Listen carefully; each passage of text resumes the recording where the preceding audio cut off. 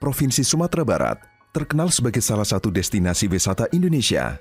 Terletak di pesisir barat Pulau Sumatera, wilayah ini dikaruniai keindahan panorama alam, keunikan adat istiadat, ragam kuliner,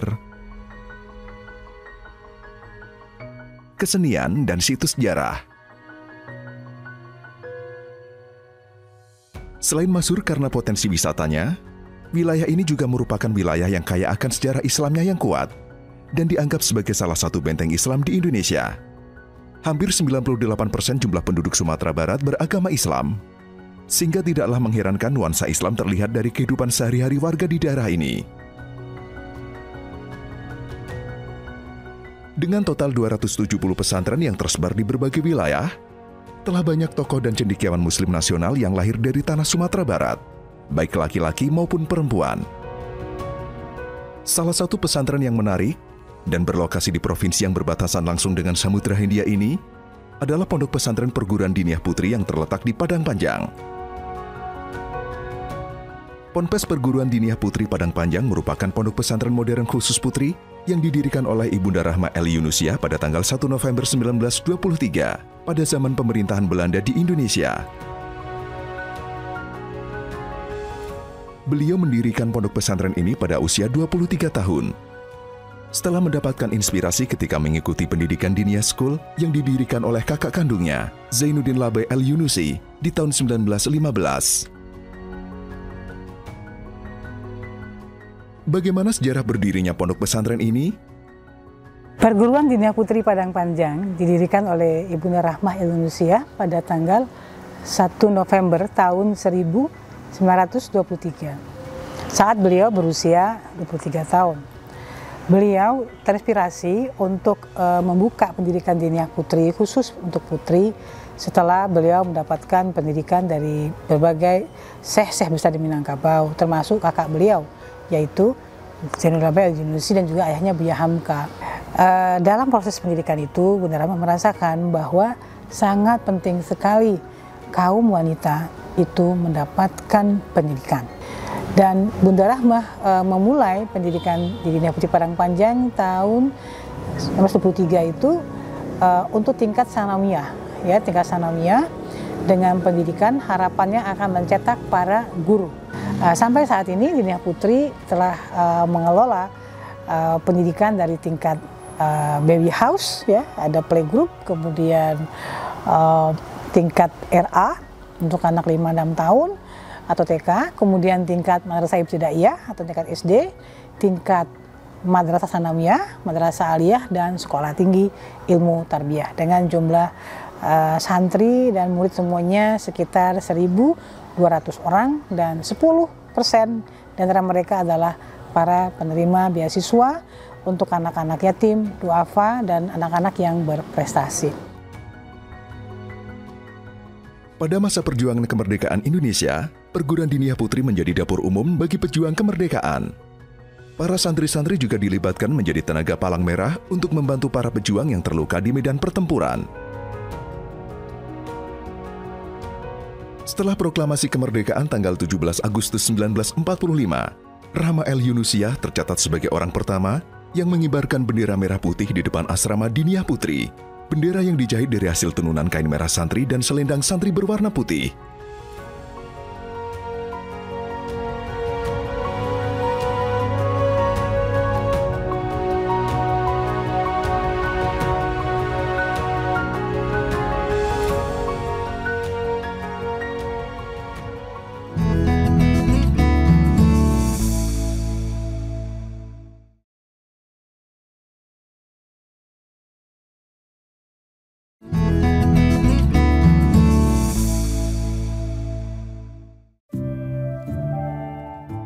Dengan mengusung visi menjadi pusat pendidikan Islam modern berlandaskan Al-Quran dan Hadis yang menghasilkan karya di pentas dunia, visi ini merupakan kelanjutan sekaligus penjabaran dari tujuan dan cita-cita dasar Rahman El Yunusiah mendirikan Perguruan Diniyah Putri.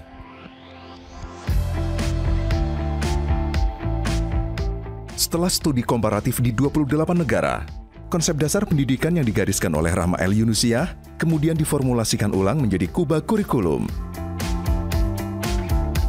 Kuba merupakan singkatan dari Quran, Sunnah, Kolbu, Brain Attitude. Jika dijabarkan, Al-Quran dan Sunnah Nabi SAW membangun kolbu yang kuat agar dapat memimpin kerja brain atau otak dan menghasilkan attitude yang lebih baik atau akhlakul karimah.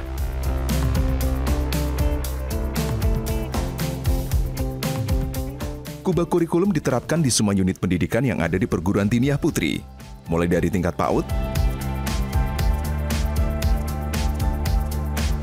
Madrasah Ibtidaiyah, Madrasah Sanawiyah DMP dan SMP, Madrasah Aliyah KMI, dan Sekolah Tinggi Ilmu Tarbiyah atau STIT Diniyah Putri. Kubah kurikulum sejak mulai dijalankan tahun 2015 membawa perkembangan yang menggembirakan bagi pembinaan santri.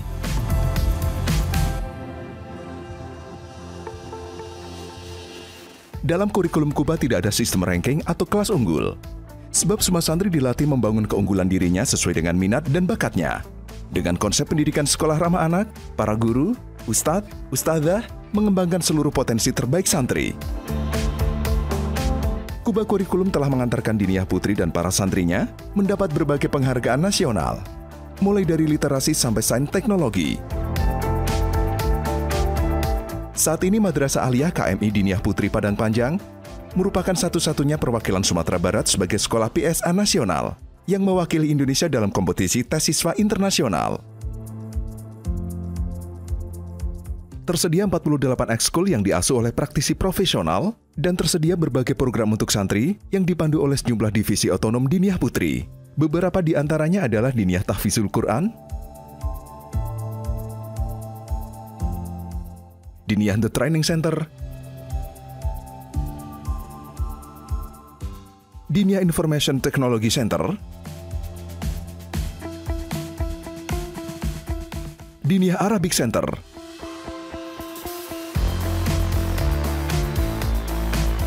Diniyah English Center, Diniyah Science Center, Diniyah Robotik. Apa saja fasilitas, program unggulan, dan kegiatan ekstrakurikuler yang ada di lingkungan pesantren? Program yang kita laksanakan di Diniyah Putri adalah namanya program Kubah Kurikulum. Program ini merupakan pengembangan dari apa yang sudah dirintis dan ditanamkan oleh Bunda Rahmah Indonesia dan kita terapkan mulai dari program di baby house kita, dan ini menyiapkan anak-anak ini punya 3 karakter, yaitu 1 ahli ibadah berakhlak karimah, kemudian yang kedua kuat dan tegar sebagai mujahid Allah. Artinya apa? Pantang mengeluh, pantang putus asa, pantang menjadi beban bagi orang lain, dan siap menghadapi segala tantangan kehidupan. Dan yang ketiga, cerdas sebagai khalifah.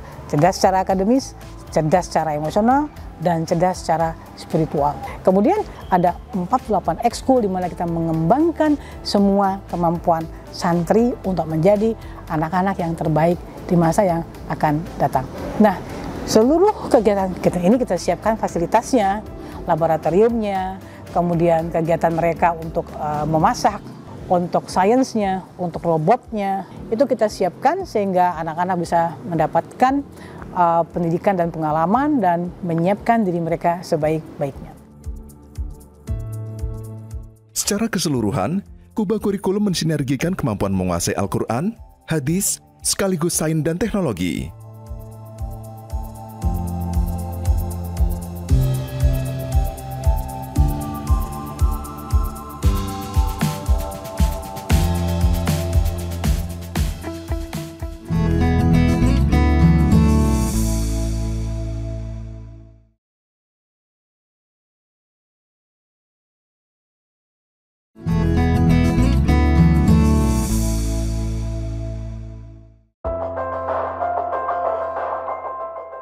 Kemampuan para santri lainnya yang diasah di Ponpes Perguruan Diniyah Putri Padang Panjang adalah kemampuan berwirausaha.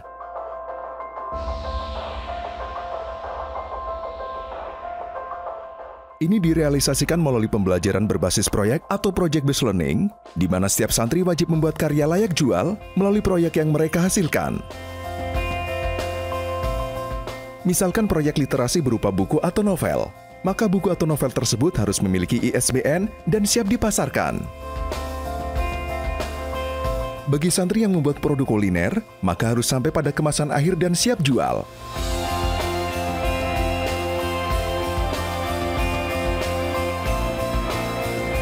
Demikian juga produk fashion yang berupa pakaian dan produk sains yang berupa kosmetik, pupuk, sabun, juga produk teknologi seperti jemuran otomatis, powerbank tenaga surya dan lainnya, semua harus siap dipasarkan di marketplace. Apa saja produk dari usaha yang dihasilkan pesantren?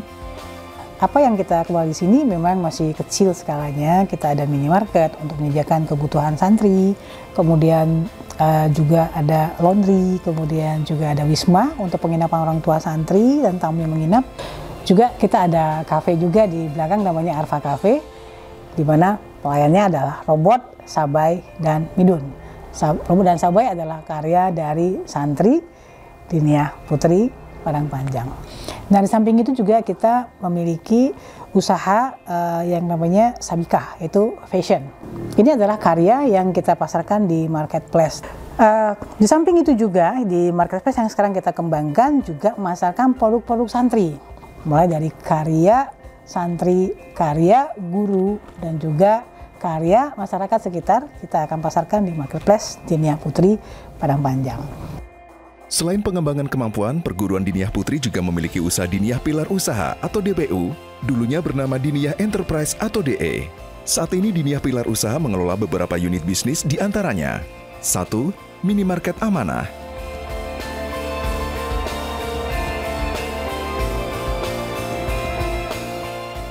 2. Wisma Putri Sahidah.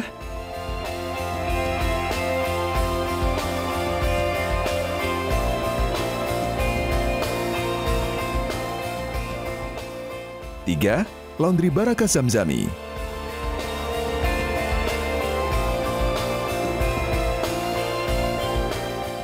4. Logistik ATK.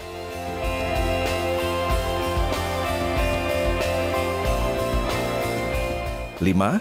Resto De Berkah yang mengelola kafe santri.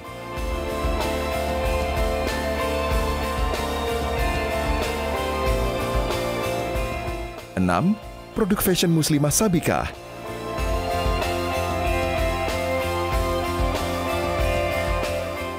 7. Cafe Iko Ramen.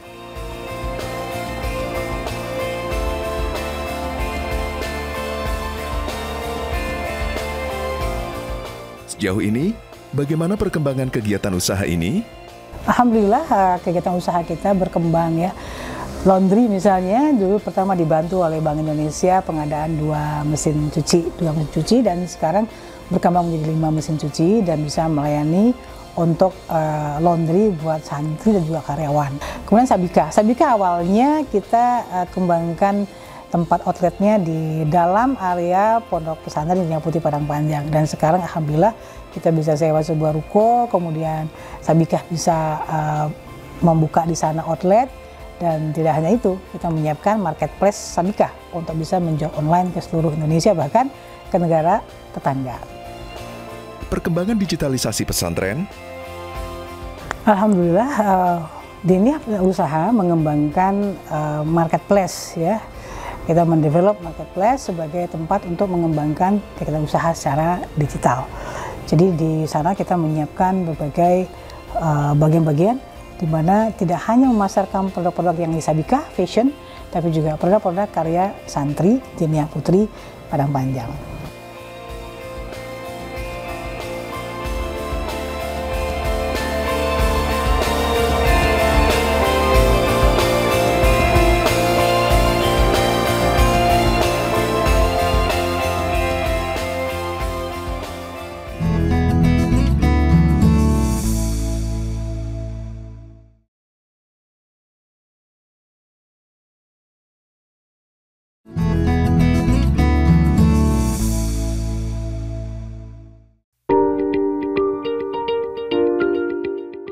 Keberhasilan Ponpes Perguruan Diniah Putri Padang Panjang dalam mengembangkan pendidikan Islam, termasuk pengembangan bisnis pesantren dan kewirausahaan, telah terdengar hingga di tingkat nasional.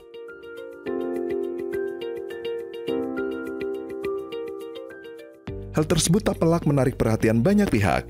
baik pemerintah daerah, pemerintah pusat, Bank Indonesia, pihak swasta dan instansi lainnya untuk berkolaborasi dengan Ponpes ini.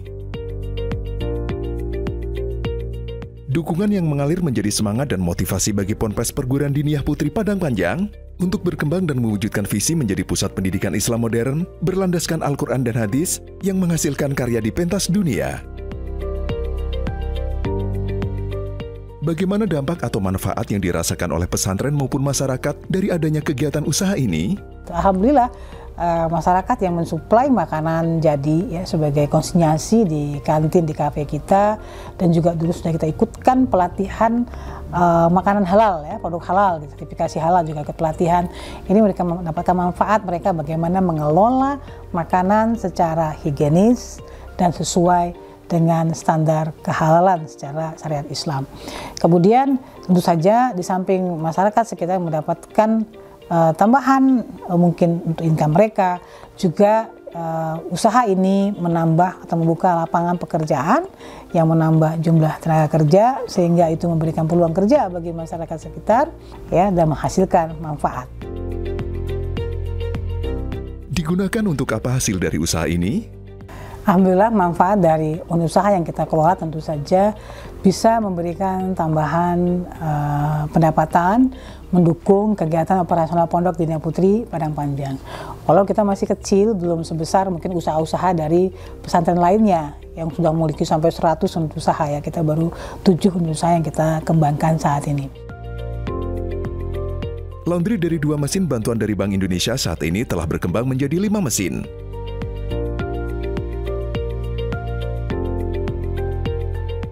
Dan Sabikah saat ini memproduksi sendiri fashion dengan pengembangan penjualan online melalui marketplace. Sabikah merupakan salah satu divisi unit usaha yang berada di bawah naungan Diniyah Pilar Usaha.